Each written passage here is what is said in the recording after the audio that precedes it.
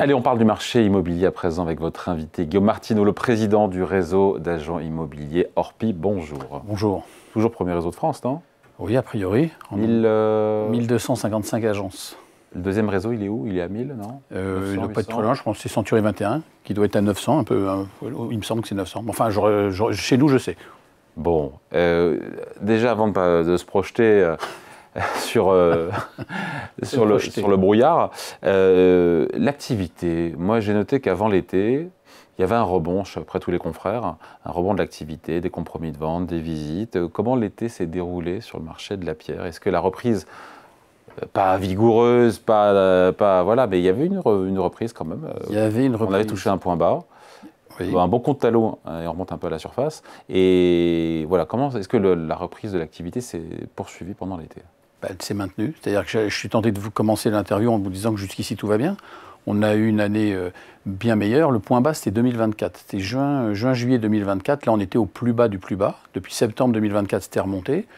Là, on a eu un été où il y a plus 6% de compromis par rapport à la même période, juillet-août, l'été de l'année dernière. Ouais. On a un début d'année jusque-là, janvier, fin août, on est à plus 14% de compromis. Donc on avait une reprise. Je dis on avait parce que, comme tout le monde, on est suspendu dans ce qui va se passer les jours qui viennent, mais le marché était reparti, on avait de l'activité. Même cet été? Bon, après, l'été, c'est un marché moins actif, évidemment. Non, parce que vous avez des gens qui prennent des décisions l'été, vous avez des marchés de résidence secondaire où les gens se déplacent, vont voir, donc c'est... Il y a toujours la partie du 15 août qui est évidemment plus calme comme partout, mais ça n'a pas été mauvais. C'était, y a une dynamique qui s'était réenclenchée. Franchement, au plus bas qu'on ait connu juin l'année dernière, juin-juillet, là c'était vraiment très dur. Et puis tout doucement, c'est reparti. Il n'y a pas eu d'effet de dissolution comme on pouvait le craindre l'année dernière.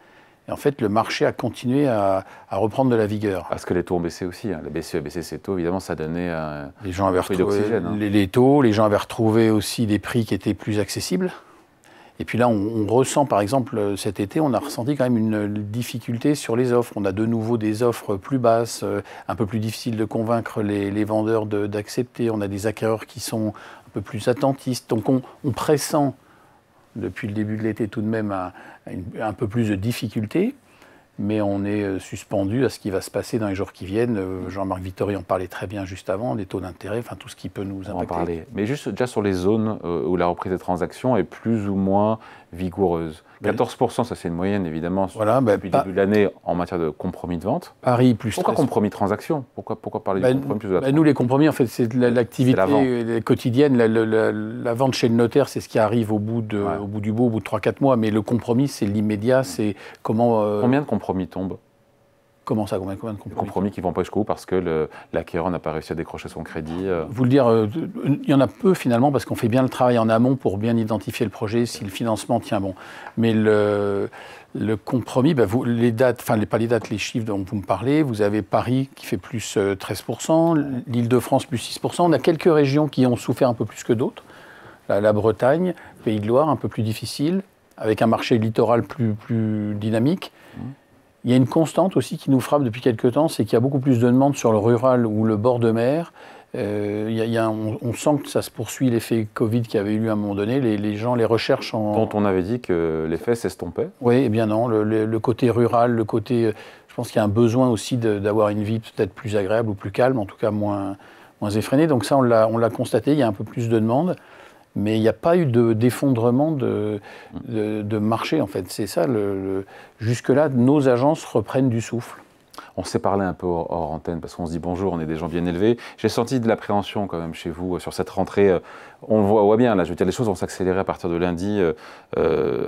Possible rentrée sous haute tension pour le marché immobilier résidentiel, avec ce retour de l'instabilité politique, de ce contexte qui devient anxiogène, même si vous me disiez qu'au final, la dissolution n'avait pas entravé la remontée la reprise du marché, mais alimentée largement par des taux d'intérêt qui ont bien baissé. Qui a bien baissé, et effectivement, ça on peut le dire avec du recul. Ce ne sera plus le cas a priori à court terme.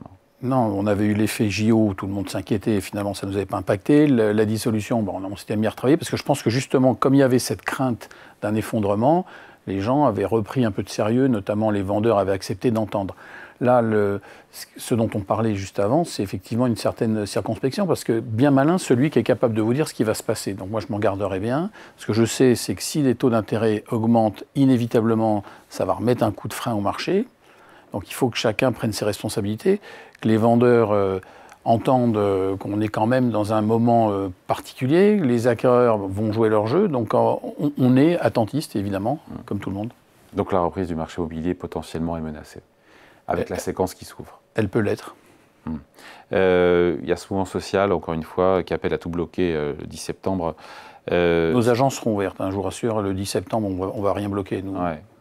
Mais ça vous rend fébrile, ça rend fébrile parce qu'on dit que ça peut entraîner un report des projets immobiliers, s'il y a des blocages de route, s'il y a des manifs le samedi, ça ne pousse pas à visiter, quoi. Évidemment, acheter un bien immobilier, c'est faire un pari sur l'avenir, c'est fonder une famille ou pas, en tout cas c'est être confiant en se disant j'investis, je prends un emprunt et je suis sûr de mon boulot pour les prochaines années. Donc inévitablement, tous ces mouvements sociaux, qui sont certainement justifiés vu ce qui se passe, en tout cas, ces mouvements sociaux auront inévitablement un impact. Donc nous, on va faire comme tout le monde, on va voir absorber tout ça. Notre métier, ça va être de continuer à expliquer à des vendeurs et des acquéreurs ce qu'on peut faire et ne pas faire. Mais on l'a vécu plusieurs fois. À ce niveau-là, peut-être pas. Je n'ai pas le souvenir d'avoir vécu une crise politique de cette ampleur ou économique, mais après, il ne faut pas peut-être tomber non plus dans de jouer à se faire peur sur tout. On l'a vu avec l'année dernière où la dissolution finalement a eu peu d'effet sur notre activité puisque c'est reparti. On a un marché, fois parce que la Banque Centrale Européenne avait baissé drastiquement. On a un marché qui est plus sain. Ce ne sain. sera plus le cas maintenant. Non, il n'y a plus ce booster-là à attendre. Non, mais on a un marché qui est sain, c'est-à-dire que les gens avaient pris conscience qu'on n'était plus dans cette dynamique de hausse perpétuelle. Donc il y a une maturité, il y a une forme de maturité aussi des consommateurs. Mais il faut effectivement de la confiance pour acheter. Ouais. Après l'alpha et l'oméga, la matière première du marché immobilier, ça reste évidemment les crédits, le coût des crédits. Et c'est vrai que j'ai regardé depuis l'été les taux à 10 ans français, ce qui servent de référence au calcul, encore une fois, des taux des crédits pour les particuliers, les crédits immobiliers. On a pris 20 ou 30 points de base, je ne sais plus, c'est à peu près ça. Depuis l'été, donc ça veut dire que les taux de crédit immobilier qui baissaient ne vont plus baisser, voire possiblement peuvent se renchérir. Et c'est là où la mécanique immobilière peut se gripper. Et ce que disait très bien Jean-Marc Vittori juste avant, c'est que même si ça augmente de très peu, il ne faut pas le sous-estimer parce qu'il y a un effet psychologique. Tout le monde n'est pas économiste de haut niveau, donc quand vous êtes, où que ce soit en France, quand vous entendez hausse des taux d'intérêt, forcément ça vous inquiète. On voit qu'on a un taux d'épargne qui est énorme, les gens mettent beaucoup d'argent sur des livrets A parce qu'en fait on se dit on va au cas où se protéger. Donc pour débloquer cet argent, il faut de la confiance. Et la confiance, c'est la base de tout. Mais dans mon métier, comme dans le reste d'ailleurs. Après, il y a les prix. On n'a pas évoqué les prix, Guillaume Martineau. J'ai vu que Se Loger est meilleur agent. Alors déjà, sur les transactions, il prévoit 925 000 transactions en France en 2025. Je ne sais pas si vous faites des prévisions là-dessus. Ça ferait une hausse de 8%. Manifestement, vous pourriez faire mieux. Il faut reconnaître qu'ils avaient effectivement vu juste en fin d'année dernière où ils avaient annoncé une hausse des ventes et on était tout de même, nous, on ne savait pas trop en fait. Donc il faut leur rendre justice. Ils avaient effectivement vu cette reprise. On peut atteindre, en tout cas, un montant de vente supérieur. On y sera, je pense, sauf s'il y a un coup d'arrêt brutal à partir de septembre, octobre, novembre, où il ne se passe plus rien. Mais la dynamique était renclenchée. Donc, wait and see, comme disent les Anglais. Ouais. Sur les prix, sur 12 mois, augmentation de 1%. Oui. Se Loger meilleur agent. Il y a une légère augmentation des prix. Par contre, là, ce qui nous a frappé particulièrement cet été, c'est ce dont je vous parlais, ce sont les offres où les acquéreurs font des offres très basses. Il y a beaucoup plus de temps de discussion, d'aller-retour entre le vendeur, l'acquéreur et nos conseillers. Ce qu'on a connu au premier semestre. Oui, voilà. Donc là, c'est depuis juin, on sent bien, nos conseillers nous alertent en nous disant c'est plus dur. On a des temps qui s'allongent aussi entre tout ce qui est rédaction, passage chez le notaire, parce qu'il y a beaucoup de documents qu'on nous demande de plus en plus.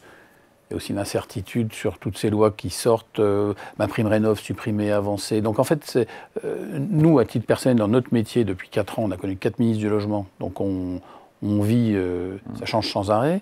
Et là, vous rajoutez encore un peu plus de stabilité. Donc le mot d'ordre dans cette rentrée, et on se quitte là-dessus. Le mot d'ordre, c'est de maintenir son cap, c'est de rester raisonnable et de courber les chines et de faire tout ce qu'il faut pour retrouver du bon sens. Voilà. C'est tout un programme.